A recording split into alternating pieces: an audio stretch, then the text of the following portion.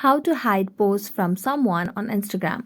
Hello everyone, welcome to this channel. I'm Emily and I'm here to help you out today. So without any delay, let's get started. So first of all, launch the Play Store application on your device and make sure that you have the latest version of the application. As you can see on the screen that the application is updated to its latest version, as we do not have the option of update over here. So I'm just going to tap on open and it will lead us to the home page of Instagram application. So just make sure that you're logged into your account. Next, tap on your profile at the bottom right corner of the screen.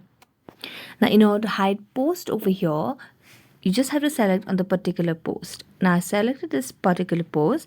Now tap on the three dotted lines over here. Now as you tap on three dotted lines here, you can see there is no option of hiding the post. Now you can tap on edit and you can see no options over here as well.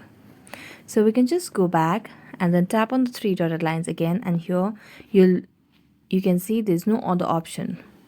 So all you can do is you can just delete this post in order to hide or in order to just not get it on your profile. So that's it. Thank you so much for watching this video. See you next time.